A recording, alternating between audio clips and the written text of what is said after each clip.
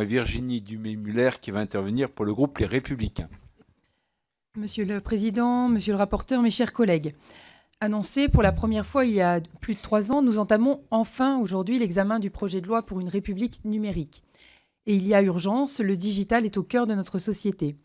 Nos citoyens, nos entreprises, notre administration sont désormais tous connectés. Les améliorations permises par le numérique sont aujourd'hui évidentes. Le digital représente une véritable ouverture sur le monde, une innovation permanente et d'innombrables créations d'emplois. Ce texte doit aussi être fondateur d'un nouveau socle législatif pour le numérique afin d'adapter notre République à cette révolution. Pourtant, monsieur le rapporteur, c'est aujourd'hui un projet de loi bancal qui nous a été présenté malgré un titre prometteur. Certaines mesures vont certes dans le bon sens, je pense notamment au renforcement des droits des consommateurs, la portabilité des données d'un fournisseur à un autre, le droit à l'oubli pour les mineurs, la décision du sort de ces données après le décès, et s'agissant des articles examinés par notre commission, le chapitre relatif à l'économie du savoir qui favorise la libre circulation des résultats de la recherche publique en sécurisant l'accès et le partage des résultats scientifiques. Pourtant, il faut noter l'absence du text and data mining, droit de lire de l'ère numérique, demandé par de nombreux chercheurs qui représentent un potentiel de retombées économiques pour la France. Et alors même que la Commission européenne s'est fixé l'objectif de réfléchir à une directive européenne d'ici 6 mois. Cet exemple illustre parfaitement vos difficultés pour ce projet de loi. De nombreux enjeux clés sont éludés ou incohérents au regard de la réglementation européenne. Le texte n'est finalement pas à la hauteur des enjeux et n'a d'ambition que dans son titre. Le Conseil d'État a d'ailleurs proposé de renommer le projet de loi donc sur les droits des citoyens dans la société numérique, dans un avis très critique, où il déplore également l'insuffisance de l'étude d'impact qui, sur plusieurs sujets, n'évalue pas l'incidence des mesures prévues dans le texte.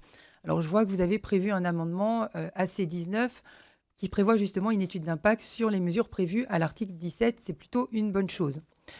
En découvrant donc cet avis du Conseil d'État, vous avez d'ailleurs décidé de supprimer ou d'édulcorer un certain nombre de propositions. Des mesures viennent donc en décalage avec les directives et règlements européens. Nous risquons d'ailleurs de nous retrouver en contradiction avec des textes européens. On sait pourtant que des mesures franco-françaises et franco-centrées sur le numérique nuirait à nos entreprises et ferait fuir les investisseurs.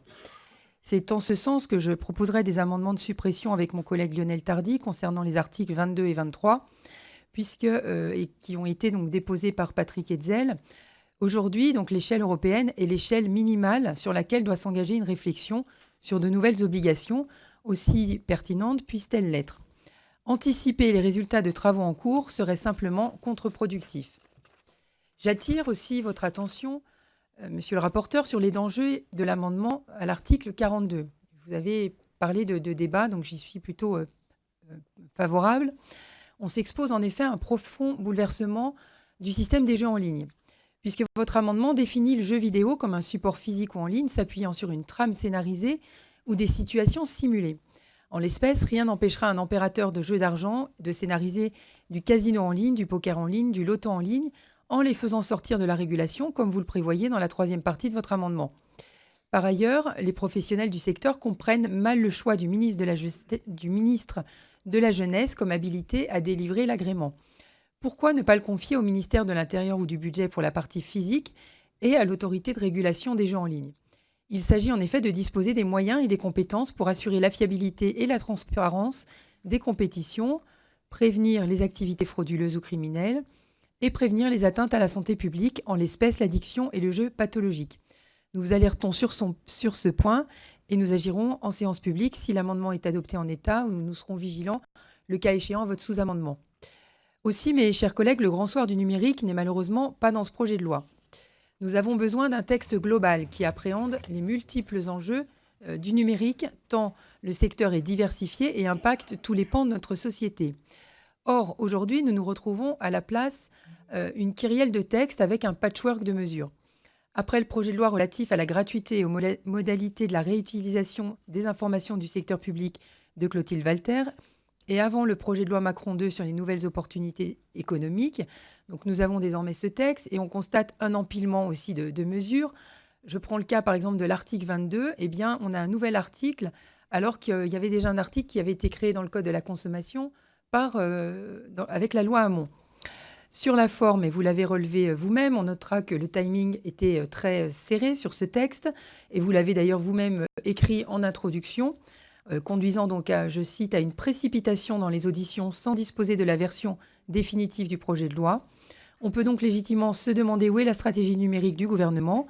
Nous espérons que les débats parlementaires à venir permettront d'étoffer et de renforcer ce texte, pourtant indispensable pour consolider notre République numérique. Merci Virginie Duby-Muller qui s'exprimait pour le groupe Les Républicains. La parole est maintenant à Gilles Daube.